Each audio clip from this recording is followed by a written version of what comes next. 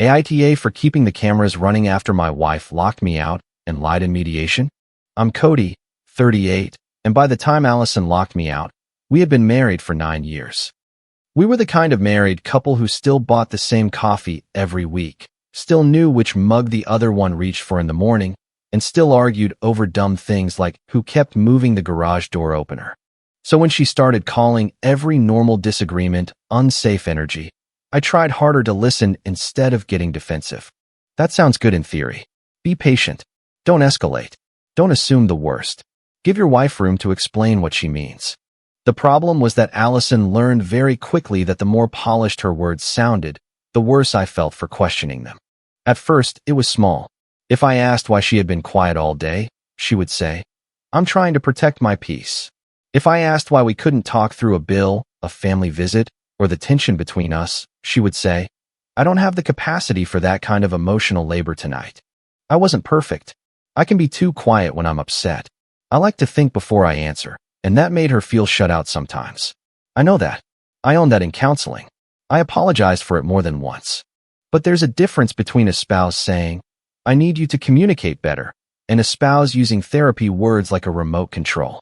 By the end, almost every conversation had a label. I asked where she had been because dinner got cold on the stove. She said, "That question feels controlling." I asked why Derek was texting her at 12:17 a.m. She said, "You're projecting insecurity onto my healing process." I asked why she had put a weekend deposit on my credit card when we'd agreed not to make big purchases without talking first. She said, "This is exactly why I need space.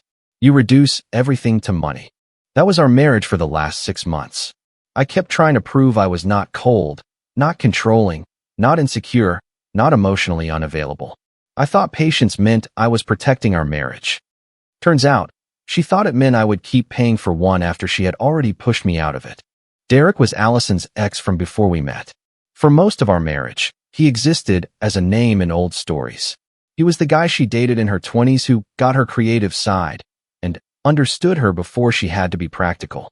He reappeared after one of Allison's old friends passed around photos from a reunion. I didn't care at first. People reconnect. People send polite messages. People say, "Hope you're well," and move on. Except Derek didn't move on. The first late-night text I saw was harmless by itself. Her phone lit up while we were folding laundry, and his name popped up with, "Still can't believe you remembered that song." Allison grabbed the phone so fast a towel slid off her lap. I looked at her. "You okay?" She laughed too loudly. "Yeah. What?" "No reason. Just seemed urgent." "It's Derek. We were talking about an old playlist." I nodded. "At midnight." Her face changed. It was subtle, but I saw it. That little tightening around her mouth that meant I had stepped on forbidden ground. "If you trusted me," she said, "you wouldn't need details." That sentence shut me up for the night. Not because it answered anything, but because I didn't want to be the jealous husband checking her phone over a song lyric. I told myself I would rather be too trusting than controlling. I made that mistake several times. Over the next few months, Derek became unfinished emotional business. Allison actually used those words while standing at the kitchen island with a mug of tea in her hand, like she was describing something mature and brave. I said, "What does that mean?" "It means there are parts of my life I never processed." "Parts of your life, or parts of him?" She set the mug down hard enough that tea splashed onto the counter. "That tone right there is why I can't be honest with you. I'm asking a question. You're interrogating me. I'm your husband. I'm asking why your ex needs access to you at midnight." She took a breath, closed her eyes, and said, "Derek understands parts of me you never wanted to understand." That once sat in the room for a long time. I should have pushed harder. I know that now. At the time, I kept thinking if I stayed calm, she would eventually feel safe enough to tell me the truth. I didn't understand that calm was exactly what she was counting on. Then Paige got involved. Paige is Allison's older sister. 40, sharp, loud in the way people call protective when they don't have to live with it. She had always been friendly enough to me, but once Derek came back into Allison's orbit, Paige started acting like I was a defective appliance Allison had finally decided to replace. She came over more often. She sat at our kitchen table with her shoes on the chair rung and said things like, "Some men get real comfortable when nobody calls them out." The first time she said it, I was standing right there making coffee. I turned around. I'm standing right here. Paige smiled. Good. Saves me a text. Allison didn't laugh out loud, but she looked down at her phone and smiled. That hurt more than Paige's mouth. Another time, Paige came over while I was fixing the loose handle on the side door. Allison had asked me to do it 3 times, so I was doing it before dinner. Paige walked past me and said, "Wow, he knows tools exist. Healing is possible." I said, "You need something, Paige?" She looked at Allison. "I need my sister to stop settling for emotional crumbs." Allison made that small, embarrassed smile she used when she wanted me to feel like I had been discussed already. I put the screwdriver down and said, "Can we not do this with an audience?" Allison said, "Paige is my support system." "Then support doesn't need to take shots at me in my own house." Paige lifted both hands. There it is. Territorial energy. I remember staring at her, then at Allison, waiting for my wife to say, "Enough." She didn't. She just said, "Cody, please don't make this heavy." That became another pattern. Paige could mock me. Derek could text late. Allison could disappear into private calls. But if I reacted, I was the one making things heavy. The financial part crept in quietly. Allison wanted space. Fine. She wanted separate bedrooms for a while. I hated it, but I agreed. She wanted Sundays to herself. I agreed. She wanted me to stop asking where she was going when she left the house dressed up and came back smelling like someone else's cologne. I did not agree, but I asked fewer questions because I was tired of being told I was unsafe. At the same time, she expected me to keep everything running. The mortgage stayed on auto-pay from the shared account. The utilities came out of my checking account because that was how we had set it up years earlier. Her car insurance was bundled with mine. She had an authorized user card tied to an account that was only in my name because it was easier for household purchases. Then household purchases became less household. A spa membership, a gym upgrade, streaming bundles I never used, a deposit for something labeled Reset Weekend that she said was necessary for emotional clarity. When I asked about it, she said, "You're making my healing transactional." I said, "You put your healing on my card." She looked at me like I had disappointed her. "Marriage isn't a spreadsheet." "No," I said, "but bills are." She walked out of the room. I didn't cancel anything then. I wish I could say it was because I was strategic, but the truth is uglier. I didn't cancel it because I didn't want to prove her right. I didn't want to be the cold husband she kept describing to people. One night, I overheard her on the phone with Cheryl, her mom. I was in the hallway with a laundry basket. Allison was in the bedroom, door cracked, voice low. "I'm lonely in my own marriage," she said. "He thinks paying bills is the same as showing up." I stood there holding a pair of towels, feeling like an idiot. I stepped into the doorway. "Then talk to me, not everyone else." She turned fast. "Were you listening? You're talking about our marriage with the door open." "See," she said into the phone, like I was performing for an audience. "This is the energy I mean." I didn't sleep much that night. Still, even then, I thought we were in a bad stretch. A serious one, maybe. I thought we might separate for a while, cool down, go back to counseling, and decide what could be saved. I did not think I would be standing outside my own front door under a porch light, looking at my clothes stuffed into trash bags. The voicemail came on a Thursday. I was away from the house running errands and dealing with a repair appointment Allison had asked me to handle. She had been cold that morning, but not unusually cold. She told me she needed the house quiet later and asked when I would be back. I said, "Probably around 6. She said, "Text first." That irritated me. "Text before coming home?" Her shoulders tightened. "Please don't make every boundary a debate." I didn't answer. I grabbed my keys and left. At 4:42 p.m., my phone buzzed with a voicemail. I didn't pick up because I was talking to the repair guy. When I got back to my car, I played it. Allison's voice came through calm and rehearsed. "Cody, don't come home tonight. I've changed the locks because I need the house to be a safe space while I reset. Derek is helping me move some things around and hold emotional support while this transition happens. You can get your boxes when I allow it and when it feels calm." Then Paige's voice came from somewhere behind her, laughing. "Tell him porch pickup is by appointment." Allison made a little sound like she was trying not to laugh too. Then she continued, "And please keep the bills paid like a decent husband. I know you're hurt, but abandoning responsibilities is not the same thing as having boundaries." I sat in my car and played it again, not because I didn't understand it, but because my brain refused to file it under real life. Change the locks. Derek is helping me. Your boxes. Keep the bills paid. Paige laughing. My first instinct was to call Allison and say things I would regret. My second instinct was to drive straight home and bang on the door until somebody had the guts to look me in the face. Instead, I typed one text.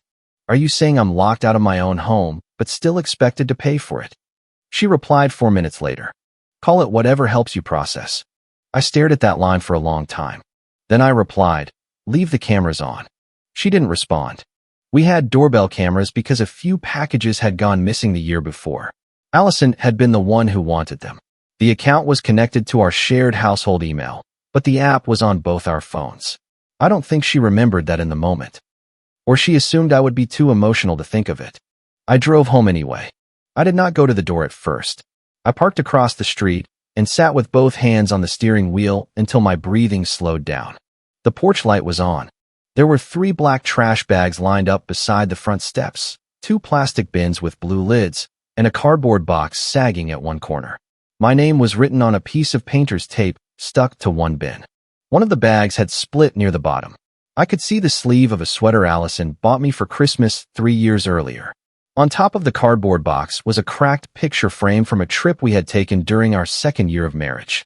The glass had a spiderweb break across our faces. Nothing makes you feel married and disposable at the same time like seeing your sweaters in a trash bag under a porch light. I walked to the garage keypad and entered the code. Red flash.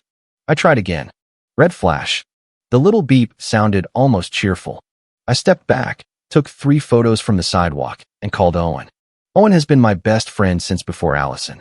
He knows me well enough to know when silence means calm and when silence means I am one bad sentence away from doing something stupid. He answered, "What's up?" I said, "Allison changed the locks." There was a pause. "Where are you?" "Outside the house." "Did you touch anything?" "No." "Good. Don't. My stuff is on the porch. Take pictures." I did. "Do not knock if you're angry." "I'm past angry." "That's worse," Owen said. "Do not give her a clip. Take photos. Save the voicemail. Then leave." I looked at the front door. The curtain beside it moved. I couldn't tell if it was Allison, Paige, or Derek. Owen said, "Cody, I'm here. Evidence, not ego. You can be angry later. Tonight, be smart." That line probably saved me. I took more photos. I recorded a short video from the sidewalk showing the bins, the door, the garage keypad, and my key turning uselessly in the lock without forcing it. Then I got back in my car and left. I did not sleep at Owen's place. He offered, but I needed quiet. I got a room and sat at a small desk with bad lighting, exporting the voicemail, saving screenshots, and writing down the timeline while it was fresh. 4:42 p.m. voicemail. 4:48 p.m. my text asking if I was locked out. 4:52 p.m. Allison's, "Call it whatever helps you process." 6:13 p.m. photos of belongings outside. 6:16 p.m. garage code rejected. 6:20 p.m. call to Owen. I thought that was enough for one night. It wasn't. At 7:03, my phone buzzed with a doorbell camera alert. Derek's vehicle pulled into the driveway. I watched the clip with my jaw clenched so hard it hurt. He got out carrying a small duffel and a paper bag. He looked around once, like he was checking whether anyone could see him, then walked to the front door. Allison opened it quickly. She wore the oversized sweatshirt I used to steal from her when we were dating. He stepped inside. Every part of me wanted to call him. Every part of me wanted to ask if he was proud. Owen's voice was still in my head. Evidence, not ego. So I saved the clip. Then I opened the camera history. That was when the first real crack appeared in Allison's version of events. The earliest clip from that afternoon was at 3:11 p.m. A locksmith van pulled into the driveway. At 3:18, the locksmith walked up the front steps with a small tool bag. Allison opened the door. Paige stood behind her, holding her phone like she was recording something.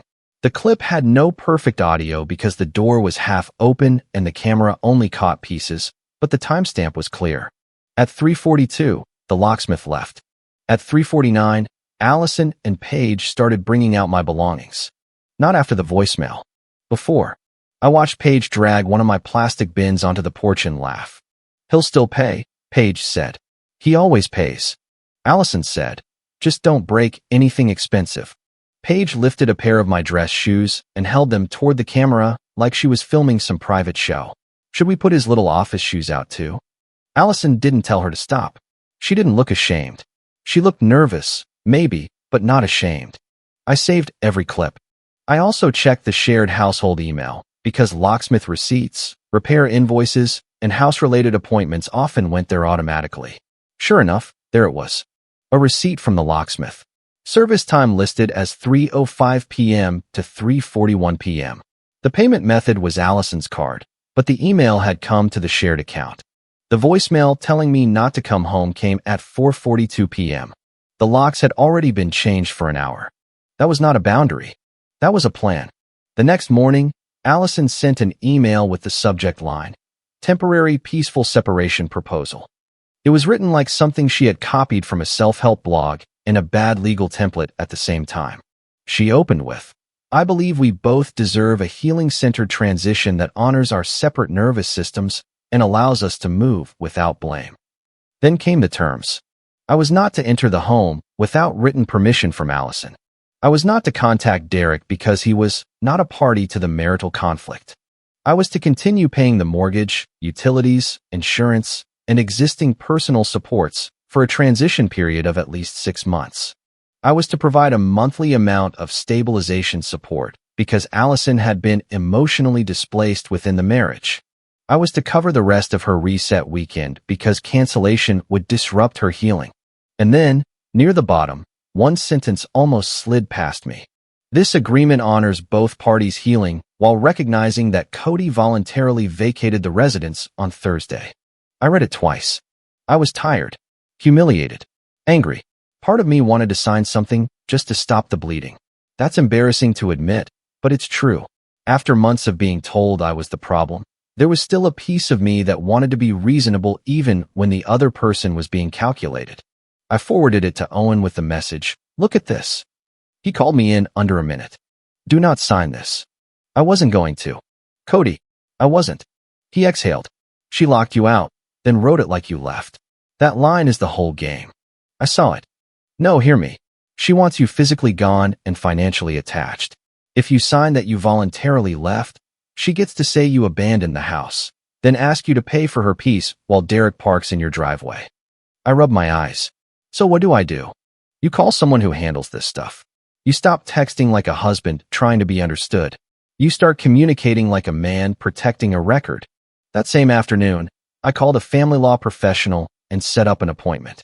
I won't pretend I understood every legal angle immediately, because I didn't. I just knew enough to stop trusting informal emails from someone who had locked me out and called it healing. The advice I got was simple and practical. Do not break into the house. Do not threaten Derek. Do not sign anything saying I left voluntarily. Do not cut essential shared obligations recklessly. Do stop paying for personal expenses that were only tied to Allison and not required. Do keep every communication short, written, and factual. Do request mediation through proper channels. That gave me something I had been missing for months, a line. Not a dramatic line, not a revenge line, a functional one. I opened my banking app that night and went through everything. Mortgage, leave alone until there was a written agreement. Utilities, document, and keep current for now. Insurance, document.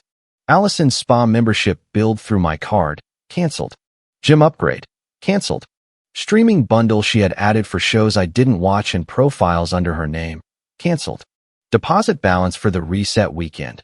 I disputed nothing, but I removed my card from future charges and sent one email saying I would not authorize additional personal expenses. Authorized user card tied only to my account, canceled. I did not cut the power. I did not drain the joint account. I did not play games with the mortgage. I cut the things that only made her new life more comfortable on my card. Allison noticed within hours. Her email came in at 11:38 p.m. "Cody, canceling my supports during a vulnerable transition is financial intimidation." I replied the next morning. "I will discuss shared obligations in writing. I will not pay for personal expenses after being locked out." She wrote back, "This is exactly why I needed space." I did not answer. That silence felt different from my old silence. My old silence was me trying to keep the peace. This silence was me refusing bait. Lena helped with that. Lena is my younger sister, and she has never been impressed by pretty language used badly. I met her for breakfast 2 days after the lockout. I had barely eaten since the voicemail, but she ordered enough food for both of us and pushed half her plate toward me. I told her everything, not in a dramatic way, just the facts, the voicemail, the porch, Derek's vehicle, the proposal, the voluntarily vacated line. She listened without interrupting. Then she said, "She is calling you cold because warm used to mean compliant." That landed so hard I had to look away. I said, "I don't want to become petty." "Then be precise."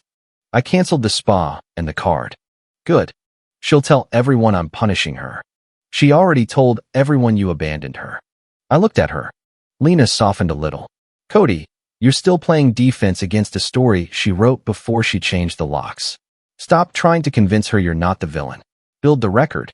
That phrase became my second anchor. Build the record. The first outside call came from Cheryl, Allison's mother. Cheryl is not a bad person. She can be gentle, and during most of our marriage, she treated me like family. She also believes Allison when Allison sounds wounded, which is most of the problem. She called on Saturday morning. I let it go to voicemail. Then I decided that if I only communicated in writing with Allison, that didn't mean I had to hide from everyone else. I called Cheryl back with Owen sitting across from me at his kitchen table, just in case I needed someone to signal when to shut up. Cheryl answered with a tired, disappointed sigh. "Cody, I don't understand what you're doing. I'm not sure what Allison told you. She said you walked out after she asked you to be accountable." I closed my eyes. Cheryl continued. "She said she didn't feel safe and you chose to leave rather than face the damage you caused." I said, "Ask her what time the locksmith got there." There was a pause. "What?" "Ask her what time the locksmith got there. Then ask what time she called me." "Cody, she said you left. She changed the locks before I knew I wasn't allowed home." "That's not what she said." "I know." Cheryl's voice got smaller. "She said Derek was only there because she was scared." I looked at Owen. He shook his head slightly, not because I should hide the truth, but because he knew I was close to dumping everything into the call and sounding unhinged. So I said, "I'm not going to argue through you. I have timestamps, voicemails, and receipts. Allison knows that. I'm requesting mediation." Cheryl said, "This is painful for her too." I believe that. Painful doesn't mean honest. She didn't have an answer for that. Later that day, something happened that made the story even clearer. Paige sent Cheryl a photo, and Cheryl forwarded it to me by accident. Or maybe she meant to ask about it, and forgot to add a question. I still don't know. The photo showed my belongings on the porch. Same trash bags. Same blue-lidded bins. Same cracked frame. Paige's caption under it read, "He finally left. Allison can breathe." The timestamp on the photo was 3:58 p.m. 44 minutes before Allison's voicemail telling me not to come home. Paige thought she was documenting Allison's freedom. She was documenting the setup. A minute later, Cheryl texted, "I'm sorry. I didn't mean to send that." I replied, "Please keep it." She didn't respond. The next piece came from Derek, and it was almost funny in a bitter way. Allison forwarded an email thread to the mediator later that included a few attachments she thought helped her. Buried in the thread was a screenshot of a text from Derek. I don't think she realized what it showed. Derek had written, "You told me Cody was already out, and this was agreed. I came because you said you needed support, but I don't want my name in any paperwork." That told me two things. First, Allison had lied to Derek too, or at least softened the truth enough to make him feel like he was walking into a clean separation instead of a lockout. Second, Derek was not nearly as brave when there was a paper trail. He wanted to be the man Allison called for comfort. He did not want to be Exhibit C. The mediation appointment was scheduled for Monday. Those 3 days felt like a month. Allison emailed me 7 times. Paige sent one text from a number I hadn't blocked yet that said, "You're seriously going to blow up her life because your pride got bruised?" I did not reply. Allison's emails all had the same rhythm. Soft opening, accusation in the middle, financial demand at the end. "I know this is hard for your nervous system, but I need you to stop weaponizing money. I am protecting my peace, not punishing you. You are turning a boundary into a punishment. Please confirm the mortgage, utilities, my card access, and transition support will continue as discussed." As discussed. That was the thing. We had not discussed it. She had announced it after changing the locks. I replied once. "I will address shared financial obligations in mediation." I do not agree that I voluntarily vacated the residence. I do not agree to pay for personal expenses or transition support without a written agreement. She replied, "You are making my healing harder than it needs to be." I printed that too. By Monday morning, I had a folder. Not a dramatic scrapbook, not a revenge binder with tabs labeled betrayal. Just copies. Voicemail transcript with timestamp. Locksmith receipt. Doorbell camera stills. Camera log. Photos from the sidewalk. Screenshot of my text asking if I was locked out and still expected to pay. Allison's call it whatever helps you process. Temporary separation proposal with the voluntarily vacated line highlighted. Bank statements showing the bills I had paid. List of canceled personal expenses. Page's photo caption. Derek's text saying he thought I had already agreed to leave. I also had an email from the family law professional summarizing that all communication should go through written channels and that shared obligations would be handled in mediation. When I arrived, Allison was already there. She looked composed. Hair done, neat sweater, no Paige in the room, though Paige was definitely nearby because Allison's phone kept lighting up on the table until the mediator asked her to put it away. Allison gave me a look that was somehow wounded and superior at the same time. I sat across from her and said nothing. The mediator started with basic ground rules. Neutral tone. No speeches. One person at a time. The goal was not to decide the entire marriage in one room, but to establish temporary terms and stop informal conflict from escalating. Allison nodded like she had been waiting for an adult to finally recognize her maturity. When it was her turn, she folded her hands and said, "I asked Cody for space after months of emotional neglect. He responded by abandoning the home and cutting financial supports that were part of our marital routine. I'm trying to hold a healthy boundary, and he's punishing me for it."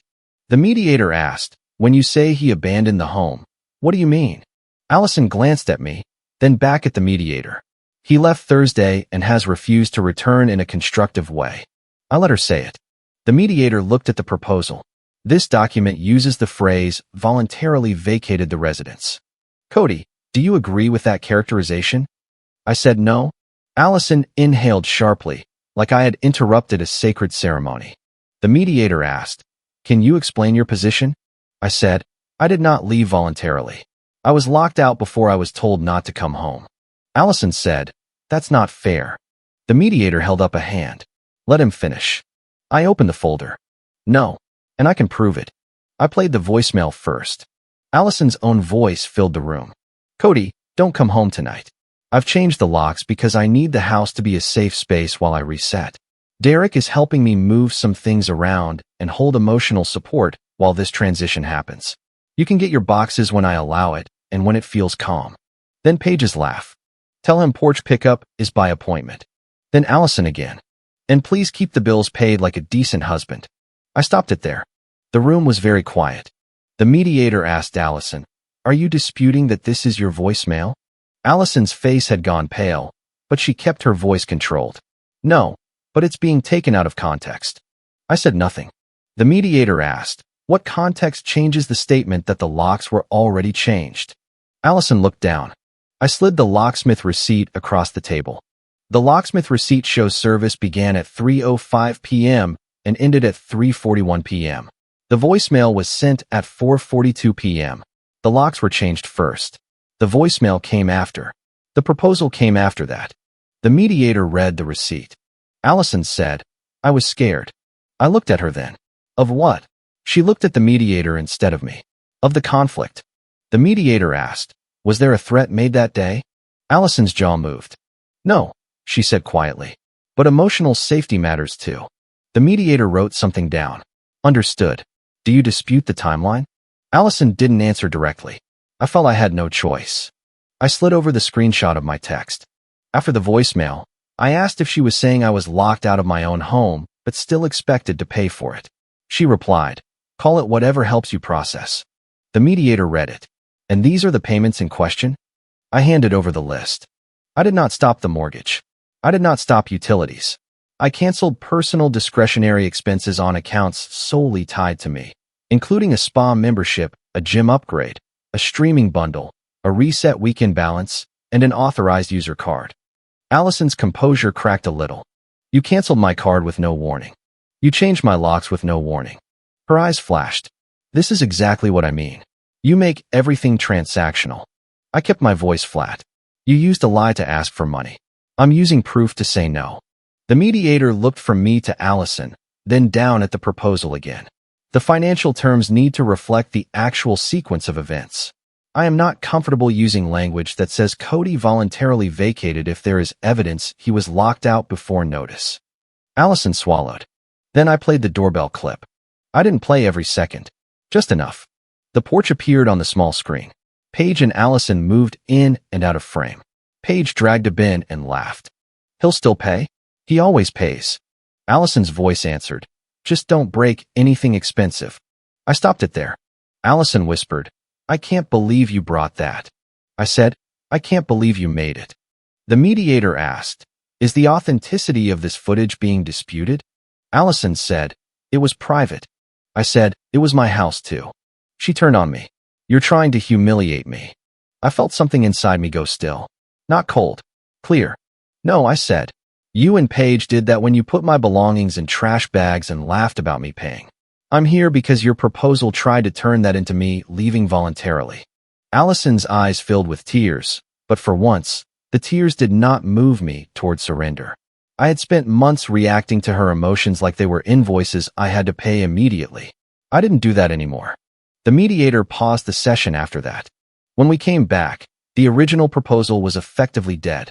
There would be no language stating I voluntarily vacated the residence. Access to the home would be handled through scheduled written arrangements or a neutral witness. Shared obligations would be identified in writing. Personal discretionary expenses were Allison's responsibility. No transition support would be agreed to informally. All communication about finances and property would go through email or the mediator's process.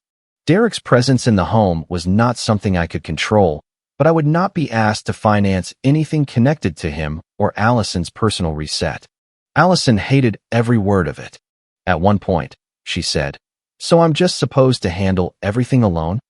The mediator said, you are both responsible for the terms that are actually agreed upon, not terms one party announced after changing access. I almost smiled, but I didn't. When the session ended, Allison followed me into the hallway. Cody. I kept walking. Cody, stop. I stopped, but I did not turn toward her fully. She lowered her voice. You didn't have to take it this far. I looked at her. You changed the locks. I needed space. Space is a room. Space is a written agreement. Space is sleeping somewhere else for a few nights. Space is not changing the locks, inviting your ex in, dragging my belongings onto the porch, and billing me for the privilege. Her mouth tightened. Derek was there because I needed support. Then he can support the spa membership. That was petty. I'll admit it.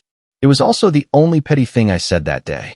She looked like she wanted to slap me with another therapy phrase, but couldn't find one sharp enough. I left. The fallout was quieter than people imagine, but it was real. Cheryl called me 2 days later. I almost didn't answer, but I did because she left a voicemail that sounded different. When I called back, she said, I saw the voicemail. I waited. And the camera clip. I still waited. She said, I believed what she told me. I know. I didn't know she changed the locks before she called you. I know that too. Cheryl started to cry, but softly. I told your mother you had walked out. That hurt. More than I expected. I said, then please correct that. She said, I will. I don't know exactly what she told people, and I didn't chase it. But the call stopped. The disappointed texts from Allison's extended family stopped. Paige stopped sending drive-by insults. Owen said that silence was probably the sound of a story losing its legs. Paige did not apologize. Not really. She sent one text a week later. You're seriously going to use a joke as evidence? I replied once. It stopped being a joke when it became part of a financial demand. She wrote back 3 dots, then nothing, then finally. You're blowing up her life because your pride got bruised. I blocked her. From what I heard through Cheryl, Paige got confronted by her own mother for recording and laughing while my things were put outside. Paige tried to say she was only supporting Allison, but the clip of "He'll still pay" made that harder to sell. Derek backed away faster than anyone. Allison had told me he understood her. Maybe he did, but he understood liability better. A week after mediation, Allison sent an email that included the line, Derek is no longer part of my support plan, so I hope you're happy. I did not reply. Later, Cheryl told me Derek had told Allison, I'm not the guy in your driveway in a legal argument. That sounded exactly like him from the few clips I had seen. Smooth until the room required a spine. Derek wanted to be chosen. He did not want to be responsible. Retrieving my belongings was the next step. I requested a scheduled pickup with a neutral witness. Allison called that dramatic. I called it documented. The exchange happened on a gray afternoon. I arrived with Owen, and a neutral third party was present. Allison stood in the doorway with her arms crossed. The porch was clear now, like the house had never humiliated me at all. Most of my things had been moved into the garage. Some were fine, some were not. 2 dress shirts had bleached spots. A small wooden box my grandfather gave me had a cracked hinge. The framed photo was still broken, though someone had placed it carefully on top of a stack like that made a difference. I took photos. I made an inventory. I did not argue. Allison watched me document a damaged box and said, You're being dramatic. I said, No, I'm being documented. She looked at Owen. Does he rehearse these? Owen said, No, you just keep setting them up. I almost laughed. Allison did not. At the end, she held out a small envelope with mail, a spare key that no longer opened anything, and a garage door opener she apparently found after accusing me for years of misplacing it. I took the envelope. She said, So that's it. I said, For today, yes. For today, she repeated, bitter. Everything has to be cold and official now. I looked at the house behind her. The front door had a new lock. The porch had fresh planters. The doormat had been replaced. You made it official before you made the voicemail, I said. Then I left with the boxes. The formal separation agreement took more time than the dramatic part did. That's something nobody tells you. The moment that breaks the marriage can happen in one voicemail. Cleaning up the paperwork takes weeks. There were emails about accounts, house access, bills, insurance, temporary payment responsibilities, property lists, and what expenses counted as shared versus personal. None of it was cinematic. Most of it was boring. Boring was good. Boring meant nobody was screaming and nobody was rewriting facts with a prettier font. The final temporary terms were clear. I would contribute only to specified shared obligations until the next legal step. Allison would cover her personal memberships, trips, subscriptions, and discretionary spending. My authorized user card remained closed. The voluntary vacating language was removed entirely. The lockout was referenced neutrally but accurately in the mediation notes. Access to remaining property required written scheduling. Neither of us was to use relatives as messengers. That last one should not have been necessary, but with Paige in the world, it was. Allison hated that the notes said the locks were changed before I was notified. She kept trying to replace it with the parties separated after conflict escalated. The mediator would not use that wording without my agreement, and I did not agree. At the end of one email chain, Allison wrote, "You care more about wording than healing." I replied, "The wording is where the lie was." That was the last direct email I sent her for a while. About 2 weeks after the terms were signed, Allison called from a blocked number. I knew it was her because she did the thing where she breathed for 2 seconds before speaking, like she wanted me to feel the weight of her silence.